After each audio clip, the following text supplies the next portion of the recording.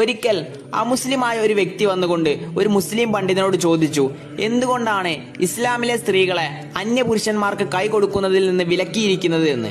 അപ്പൊ ഈ പണ്ഡിതൻ തിരിച്ചു ചോദിച്ചു, നിങ്ങൾക്ക് ബ്രിട്ടീഷ് രാജ്ഞി എലിസബത്തിന് കൈ കൊടുക്കാൻ പറ്റുമോ എന്ന്. അപ്പൊ ഈ അമുസ്ലിമായിട്ടുള്ള വ്യക്തി തിരിച്ചു പറഞ്ഞു, ഒരിക്കലുമില്ല, കാരണം അവർ രാജ്ഞിയാണ്, ചില പ്രത്യേക ആളുകൾക്ക് മാത്രമേ എലിസബത്ത് കൈ കൊടുക്കുകയുള്ളൂ എന്ന്.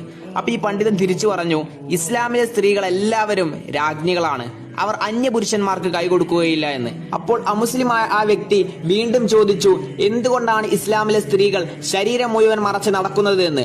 അപ്പോൾ ആ പണ്ഡിതൻ പുഞ്ചിരിച്ചുകൊണ്ട് രണ്ട് പലഹാരങ്ങൾ എടുത്തു. അതിൽ ഒന്നിന്റെ കവർ പൊട്ടിച്ചും രണ്ടാമത്തതിന്റെ കവർ പൊട്ടിക്കാതെയും നിലത്തേക്ക് വലിച്ചെറിഞ്ഞു. ശേഷം ആ വ്യക്തിയോട് ചോദിച്ചു, ഇതിൽ നിന്ന് ഒന്ന് തിരഞ്ഞെടുക്കാൻ പറഞ്ഞാൽ നിങ്ങൾ ഏതായിരിക്കും തിരഞ്ഞെടുക്കുക. അപ്പോൾ ആ വ്യക്തി പറഞ്ഞു, തീർച്ചയായും കവറുള്ളത്, കാരണം അതിന് യാതൊരു കേടുപാടുകളും സംഭവിച്ചിട്ടുണ്ടാകില്ല എന്ന്.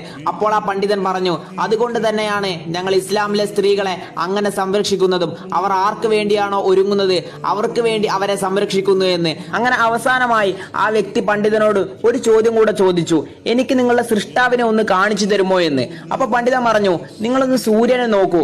അപ്പോൾ ആ വ്യക്തി അവിടെ നിന്ന് പറഞ്ഞു, എനിക്ക് കാണാൻ സാധിക്കുന്നില്ല, കാരണം സൂര്യന്റെ പ്രകാശം എന്റെ കണ്ണിനെ വേദനിപ്പിക്കുന്നു എന്ന്. അപ്പോൾ ആ പണ്ഡിതൻ അവിടെ നിന്ന് മറുപടി നൽകി, കേവലം സൃഷ്ടാവിന്റെ സർവ്വശക്തിയിൽ നിർമ്മിച്ച ഒരു വസ്തുവിനെ പോലും നിങ്ങൾക്ക് കാണാൻ കഴിയുന്നില്ല.